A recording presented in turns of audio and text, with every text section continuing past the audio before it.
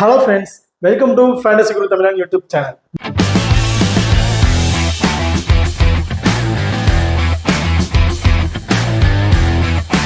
நீங்களும் நம்ம சேனலை சப்ஸ்கிரைப் பண்ணலைன்னா மறக்காம சப்ஸ்கிரைப் பண்ணிக்கங்க.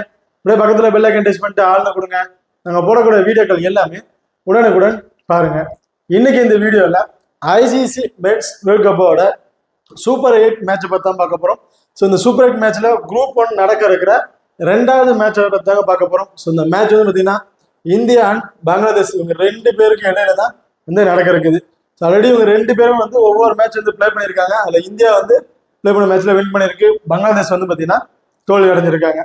ஸோ இந்த பர்டிகுலர் இப்போ நடக்க இருக்கிற இந்தியா அண்ட் பங்களாதேஷ் இவங்க ரெண்டு பேருக்கு நடக்க இருக்கிற பர்டிகுலர் மேட்சோட ஒரு சின்ன ப்ரிவியூ வீடியோ தான் பார்க்க போறோம். ஸோ இந்த வீடியோவை கடைசி வரையும் ஸ்கிப் பண்ணாம பாருங்க. இந்த மேட்சை பொறுத்த வரைக்கும் 22 ஜூன் வந்து நடக்கிறதுக்கு டைமிங்கை பொறுத்த வரைக்கும் இரவு 8 மணிக்கு வந்து இந்த மேட்ச் வந்து நடக்கிறதுக்கு. ஓகே, இப்போ மேட்ச் எங்க நடக்குதுன்னு பார்த்தோம்னா வெனுவை பொறுத்த வரைக்கும் ஆன்டிக்யூவாக இந்த மேட்ச் வந்து நடக்க இருக்குது. ஓகே, இப்போ அடுத்த நீங்களும் நம்ம டெலிகிராம் சேனல் வந்து ஜாயின் பண்ணினா மறக்காம ஜாயின் பண்ணிக்கிங்க. லாஸ்ட் ஹாஃப் அன் ஹவர்ல கிராண்ட் லீக் அண்ட் ஸ்மால் லீக்கோட டெமோ டீம் வந்து கொடுத்துட்டு இருக்கோம். அது மட்டும் இல்லாமல் லாஸ்ட் ஹாஃப் அன் ஹவர்ல அந்த பர்டிகுலர் பிச்சை செக் பண்ணி எதுக்கு சாதகமாக இருக்கும், ஸ்டார்டிங் எதுக்கு ஃபேவராக இருக்கும் அப்படிங்கிற ஒரு ரிப்போர்ட் கொடுத்துருப்பாங்க. ஸோ அந்த ரிப்போர்ட்டும் வந்து நம்ம டெலிகிராம் சேனல் வந்து கொடுத்துட்டு இருக்கோம். ஸோ மறக்காம நம்ம டெலிகிராம் வந்து ஜாயின் பண்ணிக்க.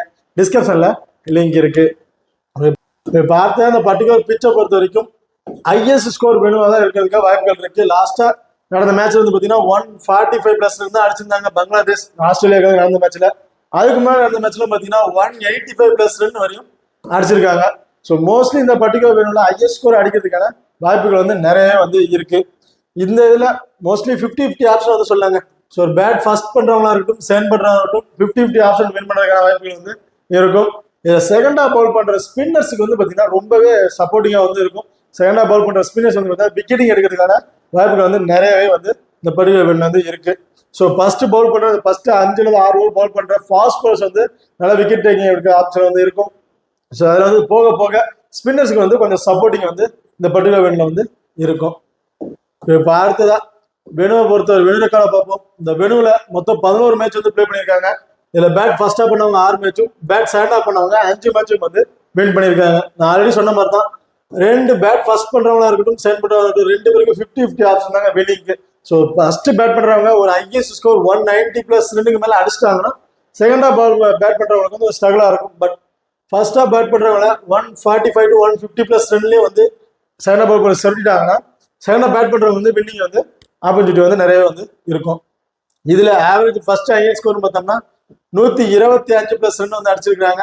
இதுல ஐஎஸ் ஸ்கோர் வந்து பார்த்தோம்னா யூஎஸ்ஏ தாங்க வந்து அடிச்சிருக்கு 194 ரன் வந்து அடிச்சிருக்கிறாங்க. ஓகே, இப்போ அடுத்ததா ஹெட் வெட் ரெக்கார்டை பொறுத்த வரைக்கும் மொத்தம் 13 மேட்ச் வந்து பிளே பண்ணியிருக்காங்க. அதுல வந்து இந்தியா தான் 12 மேட்ச் வந்து வின் பண்ணியிருக்காங்க. பங்களாதேஷ் ஒரே ஒரு மேட்ச் தாங்க வந்து வின் பண்ணியிருக்காங்க. ஸோ ஹெட் வெட்டை பொறுத்த வரைக்கும் இந்தியாவுக்கு வின் பண்றதுக்காக 90% வாய்ப்புகள் வந்து இருக்கு. ஓகே, இப்போ அடுத்ததா நீங்களும் நம்ம குபேரா ஃபேண்டசி ஆப் வந்து இன்ஸ்டால் பண்ணீங்கன்னா மறக்காம இன்ஸ்டால் பண்ணிக்கங்க. டிஸ்கிரிப்ஷன்ல லிங்க் இருக்கு. இன்வைட் கோட் வந்து பாத்தீங்கன்னா FG. இந்த ஆப்பை பொறுத்த வரைக்கும் நீங்க ஸ்மால் லீக்ல பே பண்றீங்கன்னா ரொம்ப ரொம்ப யூஸ்ஃபுல்லான ஆப்பா இருக்கும். மற்ற ஆப்பை கம்பேர் பண்ணும்போது இந்த ஆப்ல நீங்க இன்வெஸ்ட்மெண்ட் பண்ற மணி வந்து பாத்தீங்கன்னா கிட்டத்தட்ட ஒரு 150 ஒரு 200 ரூபா ஒரு 250 சம்திங் ஒன்று உங்களுக்கு டிஃபரன்ஸ் வருங்க. ஸோ அந்த பர்டிகுலர் அமௌண்ட் வச்சு நீங்க இன்னொரு டீம் கூட கிரியேட் பண்ணலாம். ஸோ மறக்காம நம்ம குபேரா ஃபேண்டசி ஆப் வந்து இன்ஸ்டால் பண்ணிக்க. டிஸ்கிரிப்ஷன்ல லிங்க் இருக்கு. இன்வைட் கோட் வந்து பாத்தீங்கன்னா FG. ஓகே, இந்த ஆப்ல முக்கியமான பாத்தீங்கன்னா ஜிஎஸ்டி ஒண்ணு கிடையவே கிடையாது. நீங்க டெபாசிட் பண்ற மணிக்கு அவங்க ஜிஎஸ்டி அப்படிங்கிறது 1 ரூபா கூட வந்து பிடிக்கிறது கிடையாது. அது மட்டும் இல்லாம இந்த குபேரா ஃபேண்டசி ஆப்பை பொறுத்த வரைக்கும் கிளாசிக், டியோ, கியூண்டன் அப்படிங்கிற ஒரு 3 ஆப்ஷன் வந்து கொடுத்துருப்பாங்க. மோஸ்ட்லி ஏன்னா டியோ ஆப்ஷன் வந்து ப்ளே பண்ணுவாங்க. அந்த டியோ பொறுத்த வரைக்கும் டியோ அண்ட் டியோ ப்ரோ அப்படின்னு ஒரு ஆப்ஷன் வந்து கொடுத்துருக்காங்க. டியோ பொறுத்த வரைக்கும் காமனா ஒரு 5 பிளேயரை வந்து அவங்களே வந்து கொடுத்துருவாங்க. இந்த 5 பிளேயர்ல இருந்து ஏதாச்சும் ஒரு பிளேயரை மட்டும் நீங்க பிக் பண்ணி பிளே பண்ணா போதும். கேப்டன் வைஸ் கேப்டன் கொடுக்க தேவையில்ல, எந்த ஒரு டீமும் கிரியேட் பண்ண தேவையில்ல. அவங்க கொடுக்குற ஒரு 5 பிளேயர்ல இருந்து ஒரு பிளேயரை மட்டும் நீங்க பிக் பண்ணி பிளே பண்ணா போதும், அதிக மணி வின் பண்ணலாம். அதே டியோ ப்ரோன்னு எடுத்துக்கிட்டீங்கன்னா காலம் 1 காலம் 2 2 காலமா வந்து பிரிச்சிருப்பாங்க. அது காலம் 1ல இருந்து ஒரு பிளேயரும் காலம் 2ல இருந்து இன்னொரு பிளேயரும் பிக் பண்ணி ஒரு 2 பிளேயரை பிக் பண்ணி நீங்க பிளே பண்ற மாதிரி இருக்கும். அதே மாதிரி தான் உங்க ஆப்போனன்ட் டீம்களுக்கும் பிளே பண்ணிருப்பாங்க. ஸோ அதுல நீங்க பிக் பண்ணிருக்க 2 பிளேயரும் எடுத்திருக்க பாயிண்டை கால்குலேட் பண்ணி யார் அதிக பாயிண்ட் எடுத்திருக்காங்களோ அவங்களுக்கு வந்து வின்னிங் வந்து கொடுத்துருவாங்க. ஸோ மறக்காம நம்ம குபேர ஃபேண்டசி ஆப் வந்து இன்ஸ்டால் பண்ணிக்கங்க. டிஸ்கிரிப்ஷன்ல லிங்க் இருக்கு. இன்வைட் கோட் வந்து பாத்தீங்கன்னா FG. ஓகே, இப்போ அடுத்ததான் ரெண்டு டீமோட பாசிபிளா பிளேயிங் லெவன்ல யாரா இருக்கா அப்படின்னு டீட்டெயில் வந்து பார்ப்போம். இந்தியாவை பொறுத்த வரைக்கும் ரோஹித் சர்மா விராட் கோலி ரெண்டு பேரும் வந்து இன்னிங்ஸ் ஓபன் பண்றாங்க. ரிஷப் பண்ட், சூரியகுமார் யாதவ், சிவம் துபே, ஹர்திக் பாண்டியா, ரவீந்திர ஜடேஜா, ஹர்ஷல் பட்டேல், ஹர்ஷதீப் சிங், பும்ரா அண்ட் குல்தீப் யாதவ் இவங்க வந்து பாத்தீங்கன்னா இந்தியாவோட ஒரு பாசிபிளா பிளேயிங் லெவன் ஆப்ஷன்ல வந்து இருக்காங்க.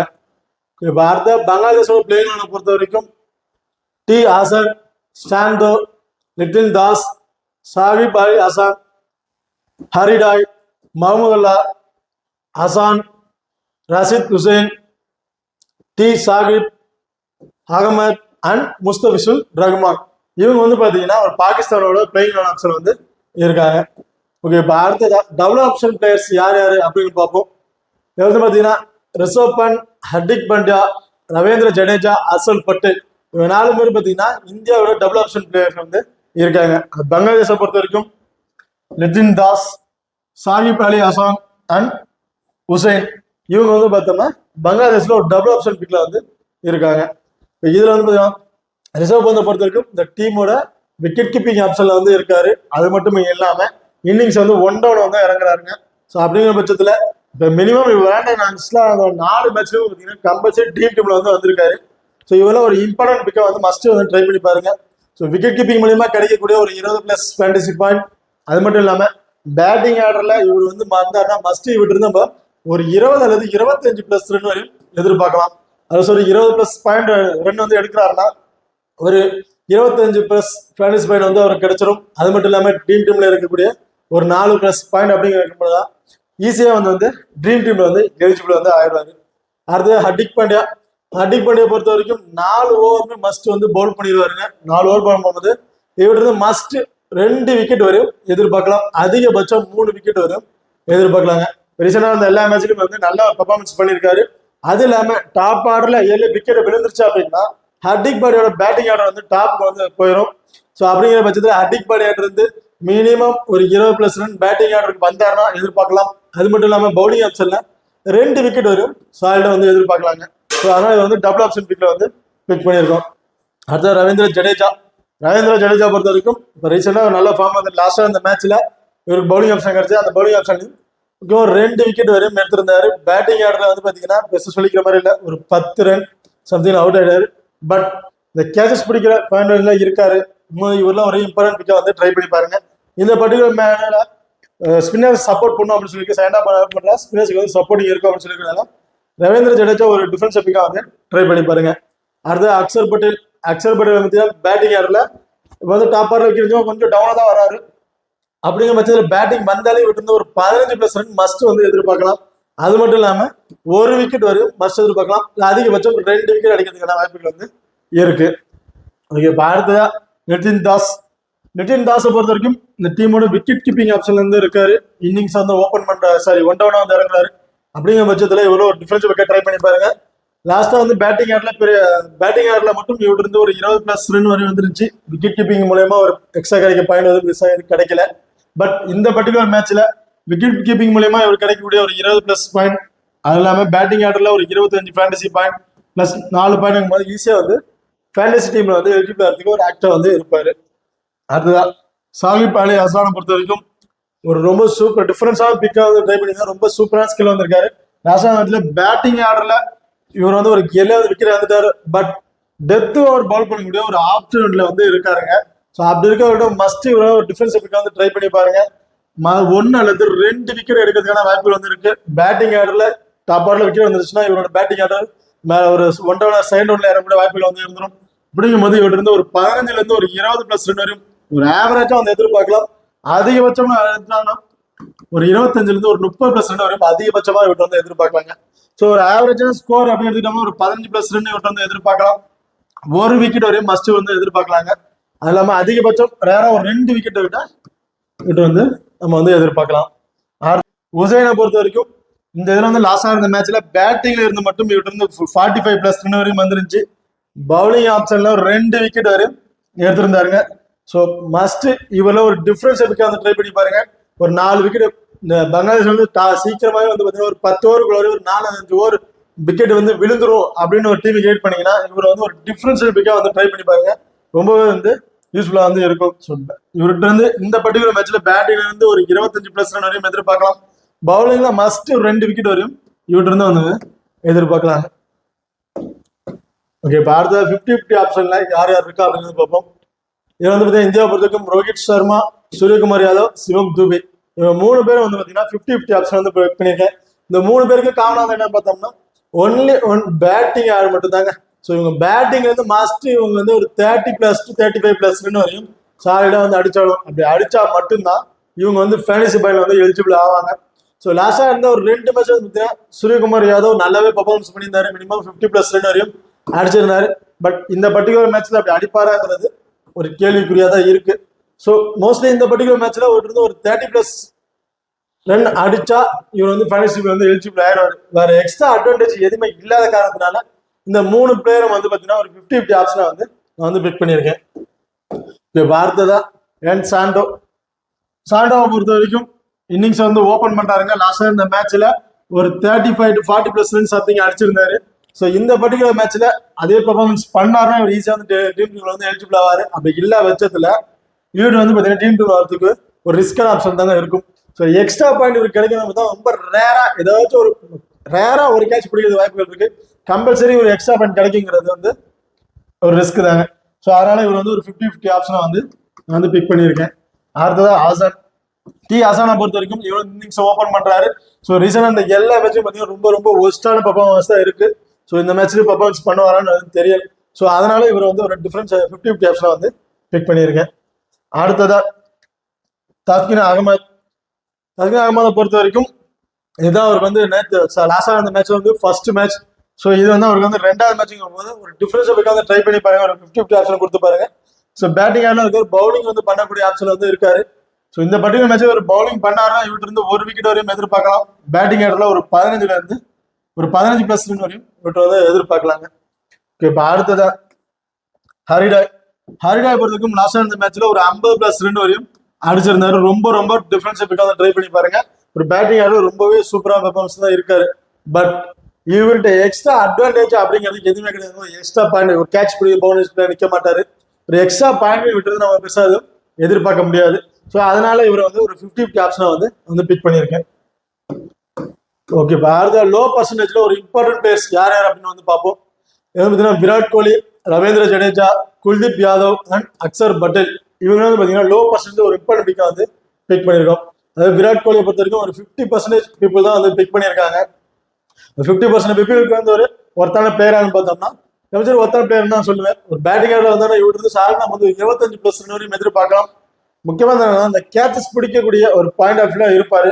ஸோ அப்படிங்கிற பட்சத்தில் இவருக்கு வந்து எக்ஸ்ட்ரா கிடைக்கக்கூடிய ஒரு 20+ பாயிண்ட், சரி ஒரு 15+ பாயிண்ட் வந்து கிடைச்சிடும்.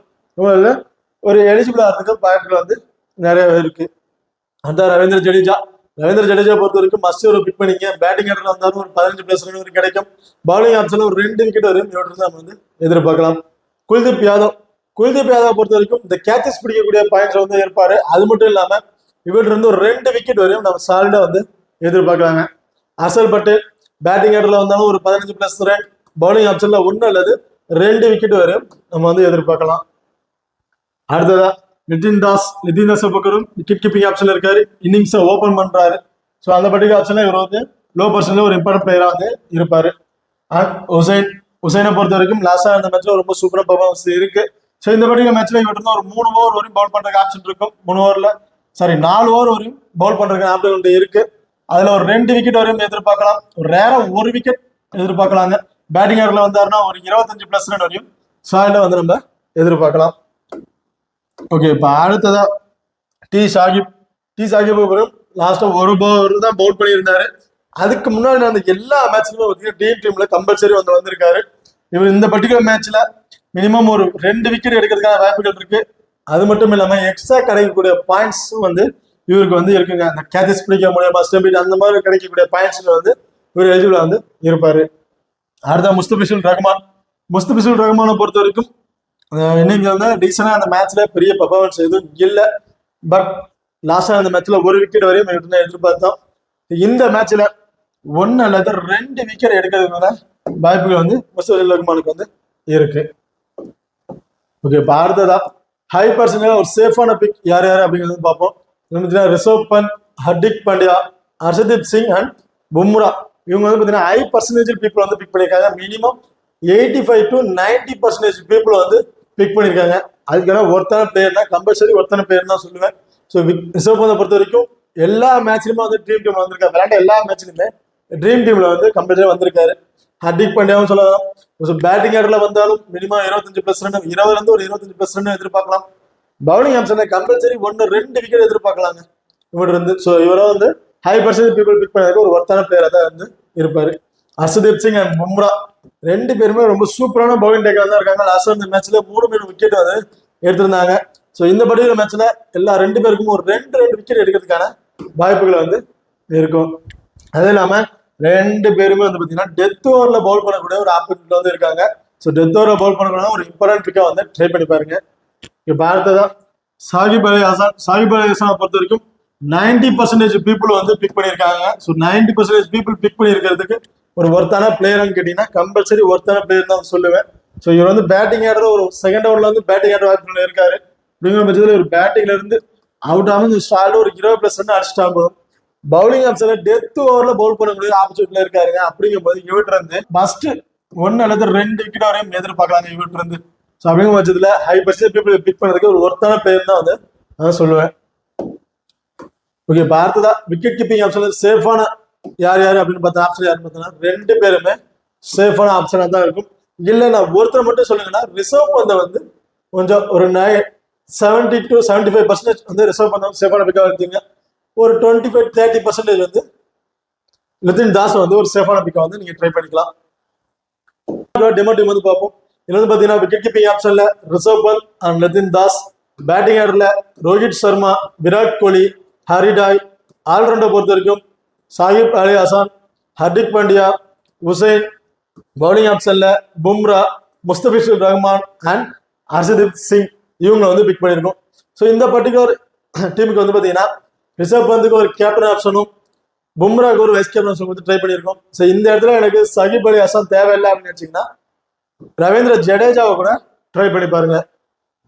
ஓகே, இப்போ அடுத்த கிராண்ட் லீக்கோட 2 டெமோ டீம் வந்து பார்ப்போம்.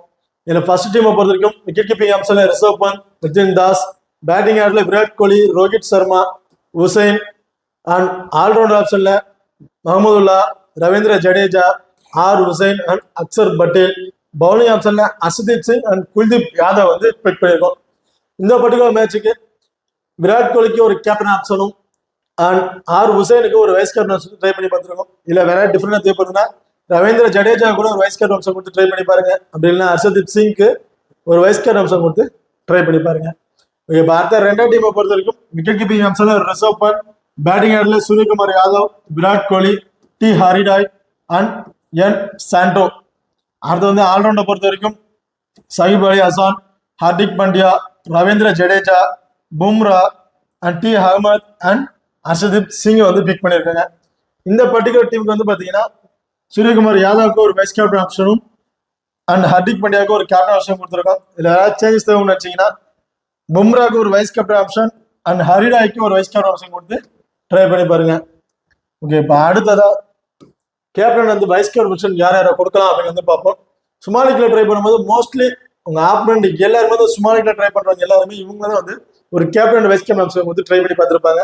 ஸோ அந்த பர்டிகுலர் ஆப்ஷன்ல ஹர்திக் பாண்டியா, விராட் கோலி, ரிஷப் பந்த், சாகிப் அலி ஹசன் அண்ட் நிதின் தாஸ் இவங்க 5 பேர்ல இருந்து ஏதாச்சும் ஒரு 2 பேர் கேப்டன் வந்து வைஸ் கேப்டன் ஆப்ஷன் வந்து ட்ரை பண்ணி பாருங்க. சுமாலிக்ல ட்ரை பண்ணும்போது ரொம்ப ஒரு யூஸ்ஃபுல்லான ஆப்ஷனா வந்து இருக்கும். அதே ரிஸ்கா ட்ரை பண்ணும்போது கிராண்ட் லீக்ல ட்ரை பண்றீங்க அப்படின்னு பட்சத்துல பும்ரா, ஹர்ஷதீப் சிங், சூரியகுமார் யாதவ், ரோஹித் சர்மா, சாண்டோ, முஸ்தபிசுர் ரஹ்மான் அண்ட் ஹரிடாய் அண்ட் உசைன் இவங்களுக்கு வந்து பாத்தீங்கன்னா ஒரு ரிஸ்கான ஆப்ஷனா வந்து கொடுத்து ட்ரை பண்ணி பாருங்க. கேப்டன் ஆப்ஷன் கொடுத்து ட்ரை பண்ணும்போது ஒரு ரிஸ்கான ஆப்ஷனா வந்து இருக்கும். ஓகே, இப்போ இந்த வீடியோ வந்து உங்களுக்கு பிடிச்சிருக்கும் நம்புறேன். ஸோ இந்த வீடியோ பிடிச்சிருந்தா மறக்காம லைக் பண்ணுங்க, ஷேர் பண்ணுங்க, சப்ஸ்கிரைப் பண்ணுங்க. இந்த வீடியோக்களை பத்தி ஏதாவது கருத்துக்கள் இருந்தா மறக்காம கமெண்ட் பண்ணுங்க. தேங்க்யூ.